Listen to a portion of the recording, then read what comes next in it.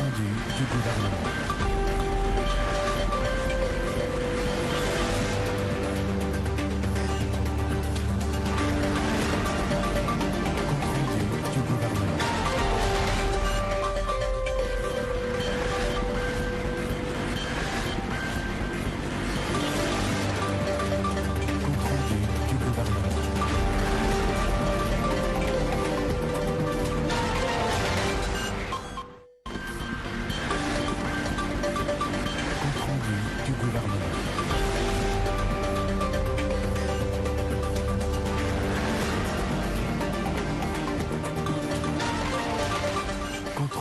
Du gouvernement. Compte rendu de la 14e réunion du Conseil de ministres. Le président de la République, chef de l'État, Félix Antoine Tshisekedi Tshilombo, a présidé ce vendredi 20 septembre 2024 à la Cité de l'Union africaine, la 14e réunion du Conseil de ministres. 5 points étaient inscrits à l'ordre du jour, à savoir 1.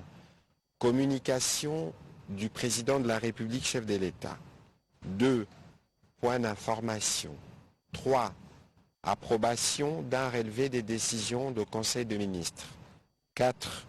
Examen et adoption de dossiers. 5. Enfin, examen et adoption de textes. La communication du président de la République, chef de l'État, portait sur 3 points principaux, à savoir de la nécessité de viabiliser les établissements scolaires du pays. Le président de la République a commencé par rappeler sa communication faite lors de la 3e réunion du Conseil de ministres du 28 juin 2024, où il avait souligné que les efforts consentis pour la gratuité de l'enseignement primaire de base devraient se poursuivre afin d'améliorer la qualité et la gouvernance des établissements scolaires en plus de l'accessibilité accrue d'élèves générée par ces programmes. À cet effet, il avait insisté sur le fait que toutes les infrastructures dont la construction a été complètement achevée dans le cadre du programme local de développement de 145 territoires et d'autres devraient être livrées aux bénéficiaires sur toute l'étendue de la République. Dans le cadre de ces descentes sur terrain, au lendemain de la rentrée scolaire, en date du 16 septembre 2024, il a visité 2 écoles publiques de la capitale, à savoir l'école primaire 1 Yole Nord, autrement appelée école Kamina, dans la commune de Kalamon, et l'école primaire E2 Kanchachi, située dans la commune de Ngaliema. Partant de l'échantillon des 2 écoles visitées et des informations recueillies par le président de la République a fait observer que bien que la quasi-totalité d'écoles ont déjà ouvert leurs portes pour accueillir les élèves, la viabilité de certaines d'entre elles reste encore un défi à relever et nous avons le devoir de le relever tous. La gratuité de l'enseignement, bien qu'elle ait certes favorisé la scolarisation de plusieurs de nos enfants dans une mesure, elle doit cependant être accompagnée de bonnes conditions d'études.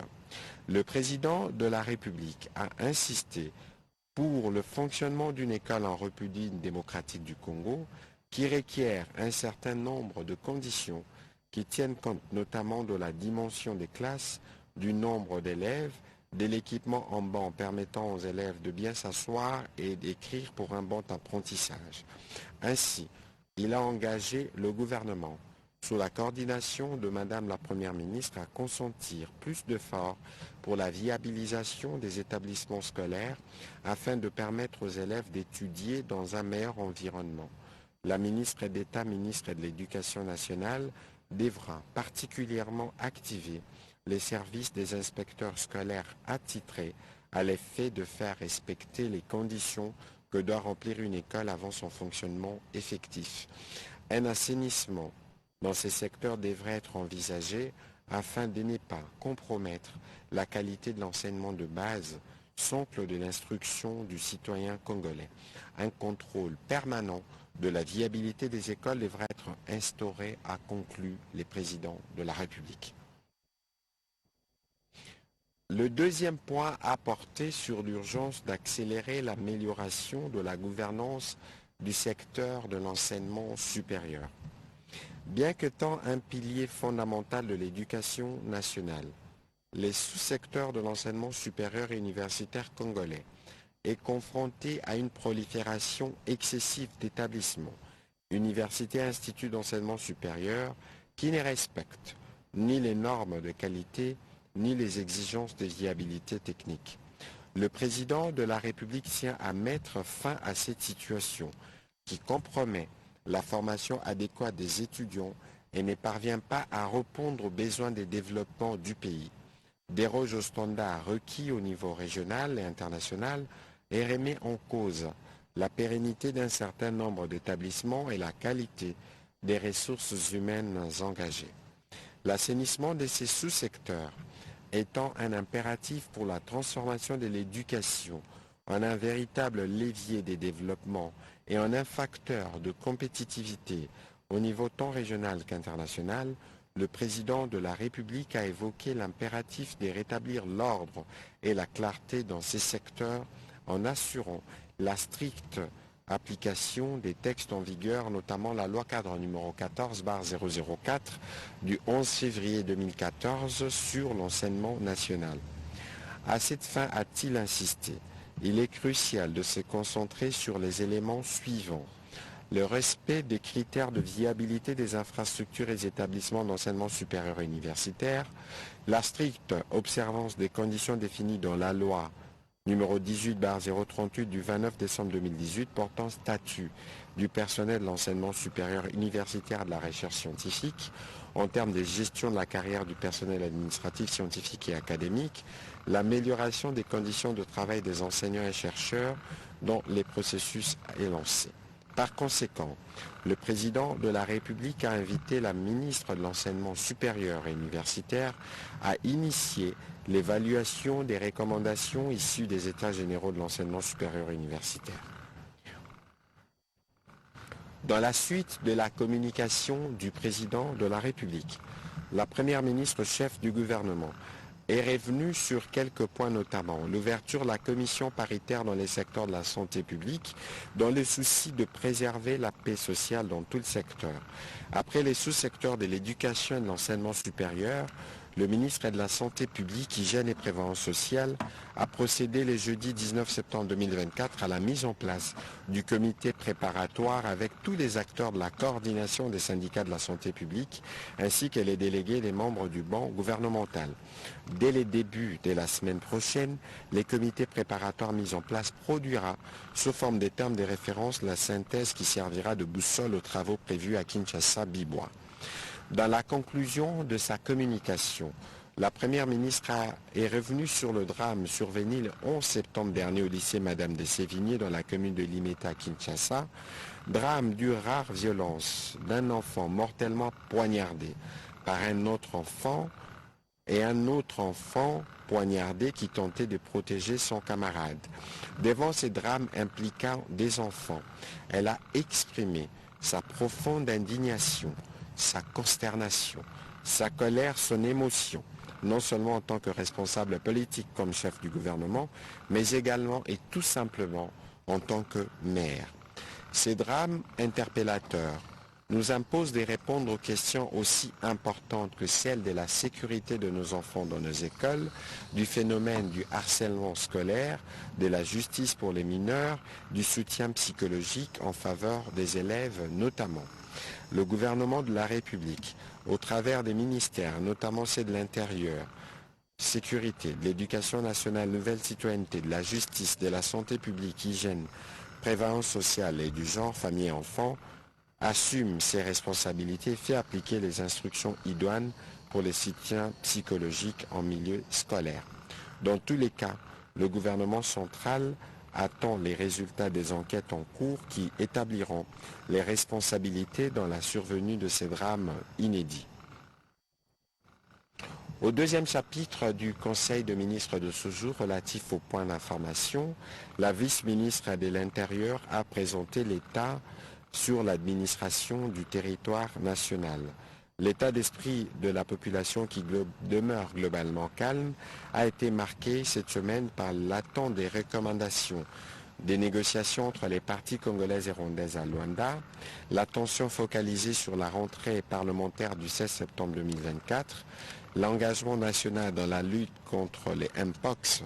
Quant aux pratiques et comportements inciviques, la vice-ministre de l'Intérieur a informé le Conseil des mécanismes mis en place pour y faire face, notamment en ce qui concerne les respects du code de la route qui n'exonère personne, y compris le membre du gouvernement appelé à prêcher par l'exemple. Elle a rassuré que les instructions qui ont été données à la police congolaise de sanctionner les auteurs de cet incivisme sont de stricte application. Toujours si c'est sur ces chapitres sécuritaires, le vice-ministre de la Défense nationale a pour sa part informé le Conseil de la situation opérationnelle du pays de manière générale durant la semaine qui s'est achevée. Au-delà des opérations militaires qui se déroulent dans l'Est de la République démocratique du Congo, il est revenu sur la situation dans le Kwango où des insurgés Mobondo ont été capturés au cours d'un accrochage à la localité de Kichongo. À ce sujet, le vice-ministre de la Défense nationale a annoncé l'intensification des opérations Ngemba et la nécessité d'organiser des pourparlers entre les communautés Teke et Yaka. Évolution de la situation récente sur les marchés de change ainsi que celui de biens et services. Intervenant en tant qu'invité, la gouverneure de la Banque centrale du Congo a fait part au Conseil de l'environnement économique à l'échelle nationale qui reste caractérisé par le maintien d'une relative stabilité du taux de change tant sur le marché des biens et services que celui des changes. Elle a soutenu que notre économie devrait demeurer résiliente au plan de la croissance. Il est attendu un taux de croissance de 5,4% pour l'année 2024, tiré notamment par secteur extractif. Sur les marchés des biens et services, l'inflation a ralenti pour la 5e semaine consécutive, s'établissant à 0,12% contre 0,14% la semaine précédente. En cumul annuel, l'inflation est ressortie à 9,642% contre 17,867% à la période correspondante de 2023. Ces ralentissements de l'inflation hebdomadaire est expliqué par des variations négatives de fonction des consommations, articles d'habillement et chaussures ainsi que loisirs, culture et transport. Les taux d'échange sur les deux segments du marché se sont maintenus quasiment à leur niveau de la semaine précédente. Au 13 septembre 2024, le cours indicatif s'est établi à 2841,8 CDF et au parallèle 2870,9 CDF le dollar américain. Considérant les facteurs de risque externes et internes, la gouverneure de la Banque centrale a rassuré de l'engagement ferme et de la détermination sans faille de son institution et du gouvernement à poursuivre les efforts de stabilisation et à assurer le maintien de l'orientation restrictive de la politique monétaire et budgétaire. Elle a fait plusieurs recommandations au gouvernement. 3 notes d'information du ministre des Transports, Voies des Communications et Désenclavement. Le vice-premier ministre, ministre des Transports, Voies des Communications et des Désenclavements, a présenté 3 notes d'information au Conseil des ministres de ce jour. Le premier a porté sur la compagnie aérienne Air Congo SA, rappelant que le Conseil des ministres, lors de sa 49e réunion du 15 avril 2022, avait adopté les dossiers des créations de la nouvelle compagnie aérienne dénommée Air Congo SA en partenariat stratégique avec le groupe Ethiopian Airlines et dont l'acte constitutif fut signé à Kinshasa le 3 mai 2022, le vice-premier ministre, ministre de Transport, a souligné que les parts sociales des deux actionnaires, la République démocratique du Congo et les groupes éthiopiens, sont respectivement de 51% et de 49%. Pour un montant total de 40 millions de dollars américains. Après une interruption du processus en 2023, suite aux échéances électorales et l'instruction d'expédition des affaires courantes, il a indiqué que depuis le 13 septembre 2024 a été relancée à Kinshasa la phase de mise en œuvre effective avec la réunion technique regroupant les parties prenantes. Et la date du 1er décembre a été retenue pour le premier vol inaugural. Il a été complété à ces propos par le ministre du portefeuille. 2. Création d'une task force sino-congolaise. À la suite du Forum économique Chine-RDC tenu dernièrement à Beijing du 3 au 4 septembre 2024, le président de la République avait recommandé au gouvernement la mise en place d'une task force pour le suivi et le renforcement de la collaboration sino-congolaise devant favoriser les investissements chinois dans notre pays. Pour s'y conformer, une commission ad hoc a été mise en place au cours d'une réunion technique tenue le 16 septembre dernier, co-présidée par le vice-premier ministre, ministre des Transports et les ministres du Commerce extérieur. Cette commission a travaillé sur l'élaboration des termes des références portant organisation, structuration et fonctionnement de la task force et qui ont été présentés en conseil. Elle sera conduite par un comité de pilotage, un comité stratégique et un secrétariat permanent. Les axes et secteurs prioritaires concernés par les projets d'investissement chinois dans notre pays ont également été passés en revue. Le troisième point abordé par le vice-premier ministre relatif à l'état des lieux du corridor de Lobito, à ses propos, il a indiqué que notre pays a signé avec la République d'Angola et la Zambie, en date du 27 janvier 2023, l'accord portant création de l'Agence de facilitation au transport du transit de corridor des Lobito. Par cet accord, les États parties ont voulu instaurer les facilités juridiques et administratives nécessaires à la circulation des biens et des personnes à partir du port maritime de Lobito. Il a martelé sur le fait que le corridor est un système de transport multimodal qui relie les trois États signataires de l'accord précité conclu sous l'égide de la communauté des développements de l'Afrique australe. À ce titre, son ouverture est très attendue par les exploitants miniers des provinces du Grand Katanga et du Grand Kasaï à travers la modernisation de la voie ferrée de la SNCC sur le tronçon Kolwezi-Dilolo. Le Conseil a pris acte de ces trois notes d'information. Avant de clore son intervention, le vice-premier ministre a tenu à rassurer les conseils que la compagnie d'aviation Congo Airways SA bénéficie d'un moratoire de 90 jours accordé par l'IATA, l'autorité de l'aviation civile en RDC, lui permettant de parvenir à un aboutissement heureux de la remise en service de l'un de ces aéronefs, le temps de finaliser les démarches en cours pour l'acquisition d'autres avions. Congo Airways maintient donc son certificat de transporteur aérien et son agrément IATA. Publication des annuaires des agents de carrière des services publics de l'État. Le vice-premier ministre, ministre de la fonction publique, a informé les membres du Conseil de la tenue le 23 septembre 2024 de la cérémonie de publication des annuaires des agents de carrière des services publics de l'État. Il a précisé qu'il s'agit d'un répertoire nominatif de tous les agents, renseignant pour chacun quelques informations phares, en l'occurrence les noms, les matricules, les grades, les services d'affectation ainsi que la photo de profil. Bien plus qu'un simple répertoire, ces documents symbolisent la volonté inébranlable du gouvernement de maîtriser les effectifs et de marquer l'avènement d'un nouveau système de gestion suivant le principe de transparence, d'ouverture, de célérité, d'accessibilité des données dans un contexte caractérisé par plusieurs cas de doublons cumulaires et fictifs qui plombent les dépenses de rémunération. Le Conseil a aussi pris acte de cette note d'information. Au chapitre de points d'information toujours, le point sur la situation épidémiologique a été présenté par le ministre de la Santé, Hygiène et Prévoyance sociale.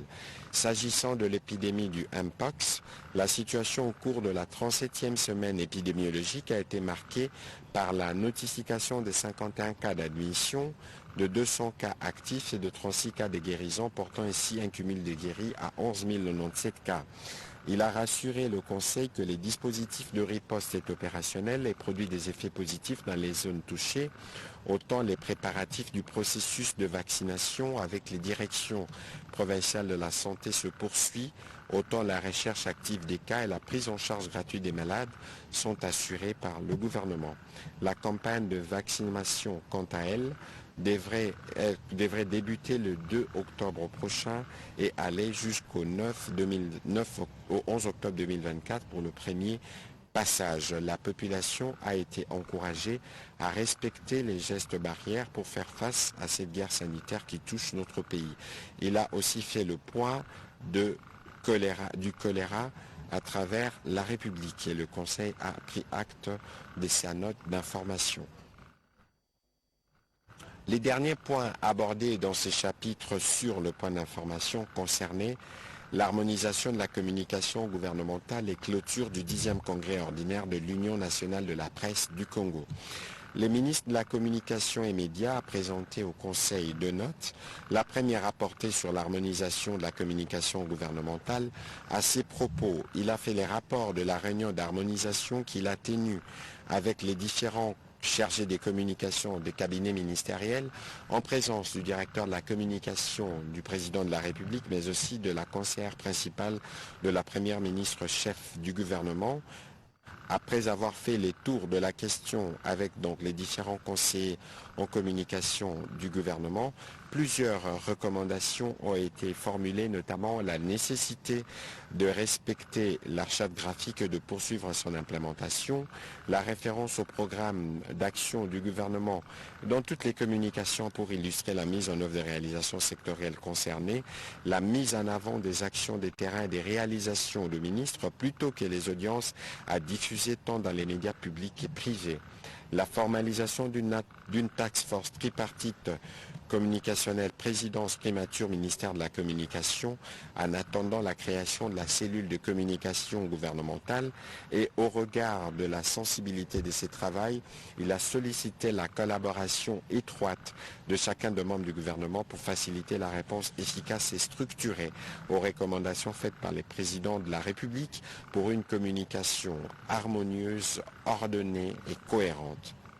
Au sujet de la clôture du 10e congrès ordinaire de l'Union nationale de la presse du Congo, les ministres de la communication et des médias ont informé le Conseil de la clôture ce vendredi matin du congrès de l'UNPC dit congrès de la Renaissance. Il a indiqué que les deux principaux objectifs de ces assises ont été atteints. Le premier, la révision des textes statutaires et réglementaires de cette instance d'autorégulation de la presse, selon les prescrits de la nouvelle loi sur la presse et les recommandations issues des États généraux de la communication des médias tenus en janvier 2022.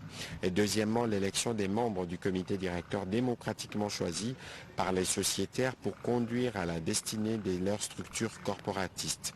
Le ministre de la Communication et des Médias a salué l'arrivée de ces nouveaux comités qui sera l'interlocuteur attitré de l'État dans la dynamique tripartite gouvernement, Conseil supérieur de l'audiovisuel et de la communication, Union nationale de la presse du Congo pour assainir les paysages médiatiques selon le cadre légal en vigueur, lesquels nécessitent d'être complétés par les textes relatifs au statut de journaliste congolais en cours d'examen au sein de commissions gouvernementales. Le Conseil a aussi pris acte de cette note. Au troisième chapitre du Conseil de ministres de ce jour, relatif à l'approbation d'un relevé des décisions du Conseil de ministres, les membres du Conseil ont approuvé un relevé des décisions prises lors de la 13e réunion hebdomadaire du Conseil de ministres tenue le 13 septembre 2024. Au quatrième chapitre relatif à l'examen et à l'adoption des dossiers, 4 dossiers ont été soumis à examen au Conseil de ministres de ce jour. Le premier, présenté par le ministre des Ressources hydrauliques et électricité, concernait l'octroi de titres sur 9 sites aux opérateurs par entente directe. Les dossiers motivés dans le but de la mise en application efficace et efficiente de l'axe 4 du programme d'action du gouvernement aux fins de permettre aux opérateurs du secteur de l'électricité l'obtention des titres par entente directe réagrée. Les sites concernés sont par Parc solaire photovoltaïque en appui avec la SNEL pour le Kasaï oriental, le Kasaï central, Kinshasa et le Haut-Katanga, Kibamba sur la rivière Louvois pour la province du Haut-Katanga, Kalumba sur la rivière Louvois toujours dans le Haut-Katanga, Kimbombo sur la rivière Ikisi au Congo central, Mbakana 1, 2, 3, 4 sur la rivière Lufini pour la ville de Kinshasa et d'autres. Pour finir, le ministre de la Ressources hydrauliques a précisé que cette démarche assure une politique incitative visant l'augmentation de la desserte énergétique par une implémentation rapide de projets sur le plan national. Après débat et délibération, les conseils à adopter ces dossiers. Politique générale des entreprises publiques. Le ministre du portefeuille a pour sa part présenté les dossiers relatifs à la politique générale des entreprises publiques au cours de l'exercice 2025. S'y attelant, il a signifié que le programme d'action du gouvernement étalé sur 5 ans requiert la participation active des entreprises publiques œuvrant dans le principal secteur de l'économie nationale. En effet, dès lors qu'elles sont redressées et bien gérées, ces entreprises peuvent favoriser la relance de l'économie nationale et assurer par la diversification de l'économie et l'accroissement de la production une contribution substantielle au PIB, au budget de l'État et à l'amélioration du bien-être de la population.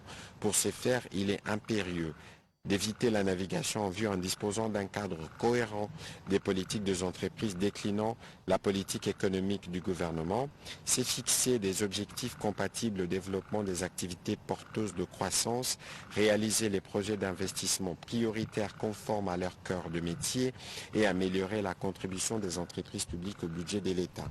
Il a terminé son intervention en précisant que l'objectif global de cette politique générale est de procéder au redressement des entreprises publiques appuyé par 4 objectifs spécifiques pertinents et assortis des résultats d'impact, entre autres notamment la diversification de l'économie par la production de biens et services des entreprises publiques.